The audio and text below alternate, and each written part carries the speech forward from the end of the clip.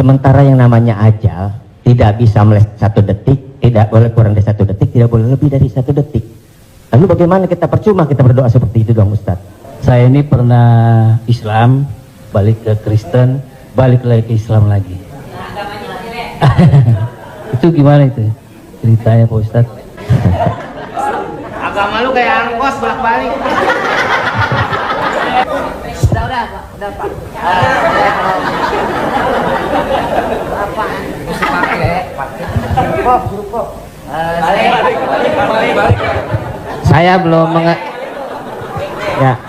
Saya belum paham yang tadi Pak Ustadz bilang apa wasaah apa wasi. Oh, lo jangan nyampur. Agama lo beda lo.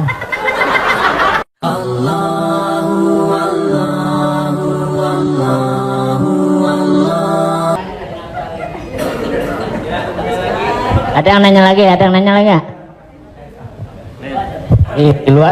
Di luar utang piutang.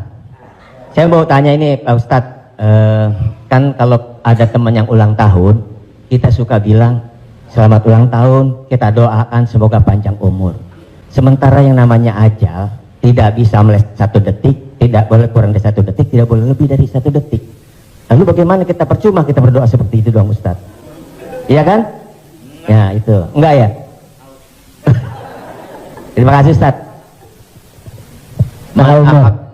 Man ahabba ayyubsatalahu fi rizqihi, siapa yang mau dilapangkan rezekinya, wa yunsa'alahu fi atharihi, mau dipanjangkan umurnya, falyasil rahimahu, hendaklah dia menyambung tali silaturahim. Katanya dengan silaturahim umur bertambah. Padahal dalam ayat Quran, idza jaa ajaluhum, kalau ajal sudah sampai, la yastakhiruna sa'atan, tak bisa ditunda walau sesaat, wa la yastaqdimun, tidak bisa dimajukan walau saat. Apakah kontradiktif antara ayat dengan hadis dengan doa dari Mas Dery bahwa umur bisa bertambah? Tidak kontradiktif. Lalu yang kontradiktif itu apa? Pemahaman kita. Dijawab oleh Syekh Muhammad Mutawalli Asy'arawi, ulama besar dari Al-Azhar Kairo Mesir. Nama kitabnya Fatawa Al-Kubra, fatwa-fatwa besar, bahwa umur tidak ditambah, tapi doa panjang umur dan bersilaturahim panjang umur itu maksudnya kualitas umurnya bertambah. Ada orang yang umurnya 40 tahun tapi hafal Quran, berzikir, diisi dengan wakaf, infak, sedekah. Ada 40 rumah warung jatuh mati.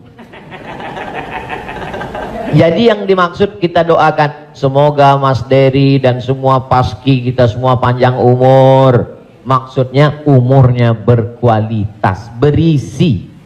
Itu. Wallahu a'lam.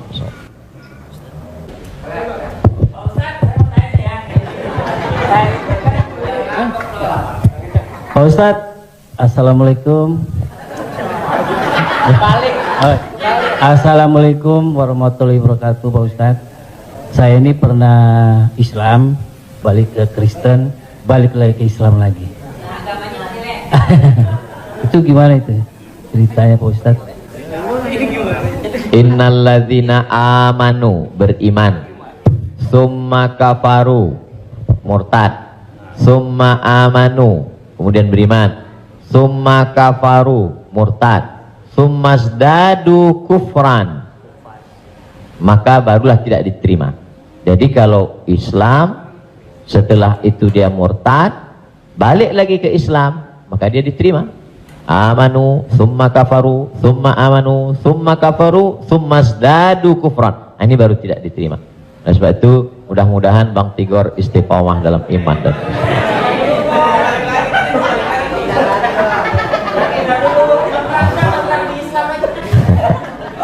Agama lu kayak angkos bolak-balik.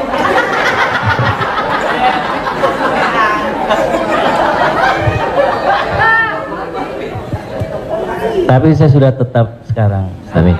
Insyaallah. Saya udah umroh, Ustaz. Jadi Insyaallah. Jadi balik Bang, ke jalan yang benar. Insyaallah. Jadi Bang Topik, kajian paski mungkin kerjasama dengan musyawarah supaya terus, atau kalau tidak ingin satu majelis, ustadznya nanti setelah di sana pagi misalnya, sore di paski, Kemudian ngaji ini, kalau sekedar ngaji kita nggak ada tantangan, mesti ada sosialnya. Misalnya ngumpulin beras. Jadi saya sendiri tidak hanya sekedar ngaji, saya khususkan hari Jumat kedua setiap bulan, saya di Pekanbaru, hari Jumat khutbah Jumat, habis itu bagi beras ke masyarakat pelosok yang sulit. Lalu siapa yang menjadi relawannya? Yaitu relawan-relawan biker subuhan, mantan petato, kemudian hijrah, pemuda hijrah. Karena kalau cuma ngaji, orang tidak ada tantangannya. Jadi saya ingin ke depan paski ngaji, kemudian ada gerakan dakwah, kemudian ada gerakan sosial, buat rumah tahfiz, lalu kemudian tidak hanya uang dari komunitas saja, buat yayasan, kami membuka rumah tahfiz gratis untuk yatim dan segala macam, kirim ke nomor rekening berikut ini, pasang pancingnya, Allah Ta'ala memberikan. Belajar kita dari yang dilakukan oleh almarhumah, 250 yatim 40 tahun, 43 tahun bisa tidak putus. Inspiratif, inspirasi.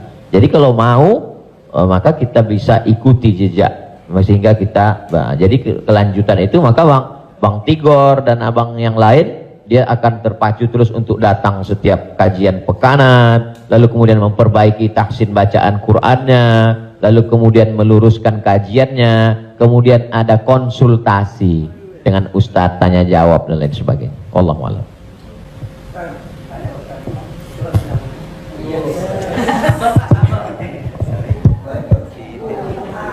Terima kasih Pak Ustadz. Saya mau tanya tentang peminjaman uang. Saya misalnya meminjamkan uang kepada seseorang, tapi dia nggak mau ganti. Nah, terus kita nggak mau nagih karena takut menjadi sebuah permusuhan. Kan ada peribahasa memberikan pinjaman hutang itu sama juga menanamkan musuh. Nah, bagaimana hukumnya? Apakah ini harus ditagih sama kita ataukah dibiarkan? Terima kasih Pak Ustaz. Assalamualaikum warahmatullahi wabarakatuh. Waalaikumsalam. Ayat yang paling panjang dalam Al-Quran, satu halaman penuh, Al-Baqarah 282. Bukan tentang haji, bukan tentang puasa, tapi tentang perjanjian hutang piutang. Ya ayyuhalladzina amanu, hai orang beriman, idza tadayantum bidainin, kalau kamu menjalin transaksi hutang piutang ila ajalim musamma, sampai batas waktu limit tertentu, faktubuh, tulislah. Wal yaktub bainakum katibun bil adli, hendaklah ada seorang penulis yang menulis dengan adil. Wastashhidu syahidaini min rijalikum, ada dua orang saksi. Antadil, kalau tidak ada dua orang laki-laki, wa maraat, satu orang perempuan, wa maraatani, dua orang perempuan. Antadilla ihdahuma fatudzakkira ihdahumal ukhra. Sedetil itu dalam Al-Quran. Jadi kalau saya menagih hutang, sesungguhnya bukan saya sedang mencari musuh, tapi menyelamatkan dia supaya dia dan anak cucunya jangan sampai makan haram. Kalau dia tidak sanggup, ayat yang kedua, fanaziratun ila maisarah, kasih sampai batas waktu dia lapang. Kamu bisa bayar kapan? Insya Allah 1 Mei Pak Ustadz. Tahun berapa? Tahun 2022. Oke, insya Allah Mei 2022 lapang. Tidak juga dia sanggup membayar, lebih banyak minyak kita nagih daripada uang yang mau ditagih. Masuk ayat ketiga, wa antasaddaqu khairul lakum, kamu sedekahkan lebih baik. Aku sudah capek, asam uratku naik, asam lambungku kumat, kau ambil aja lah ini. Wa antasaddaqu khairul lakum, kau sedekahkan lebih baik. Yang menghafal ayat ini yang memberi pinjaman, bukan yang minjam. Sekarang yang menghafal ayat ini yang minjam. Ketika kita tagih, kapan kau bayar? Dibilangnya, wa antasaddaqu khairul lakum, kalau kau sedekahkan lebih baik. Allahu akbar. Assalamualaikum Pak Ustadz. Kalau tadi Pak Ustadz saya belum. Udah Pak. Apaan? Mesti pakai. Kok. Saya belum ya, saya belum paham yang tadi Pak Ustadz bilang apa wasaah apa wasi. Oh, lo jangan nyampur. Agama lo beda lo. Wasaah bener. Sambil bercanda apa-apa tadi gitu. Pak Ustaz lupa ya, nanti saya jelasin lagi. Apa tadi? Wasaah kalau nggak salah. Nggak tahu, Wah Ujang adanya kali. Ya Pak Ustaz. Ya itu.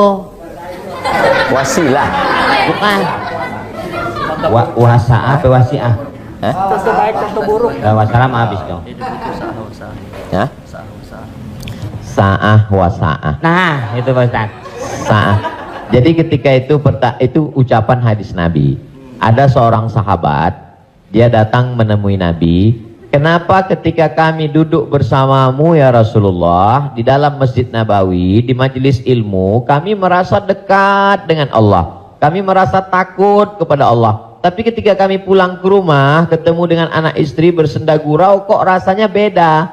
Lalu apa kata Nabi? Sa'ah wa sa'ah. Hidup ini ada masanya serius, ada masanya bercanda, ada masanya begini. Lau kuntum kama kuntum la safahatkumul malaikah. Seandainya kamu seperti itu terus, seperti saat berada denganku di hadapanku di masjid, tidak berubah-berubah, turun malaikat bersalaman dengan kamu, kata Nabi SAW. Jadi sahabat itu pun mengalami seperti yang kita alami dan kekhawatiran seperti kekhawatiran kita. Ketika kita duduk dengan Habib, dengan Ustadz di masjid, dengan Kiai, dengan Tuan Guru, terasa begitu full iman. Tapi begitu pulang ke rumah, kok begitu ya? Rasa yang kita rasakan sekarang dirasakan juga sahabat Nabi dulu, dan mereka tanya, kata Nabi nggak salah. Karena hidup ini ada sa'ah wa sa'ah. Sa'ah artinya bahasa Indonesianya saat. Semua ada saatnya, semua ada masanya. Selama tidak kita katakan, kamu kok mabuk kemarin? Semua ada saatnya. Ada saatnya mabuk, ada saatnya. Allah. Terima kasih Pak Ustaz. Paham ya? Enggak, ya, paham dong.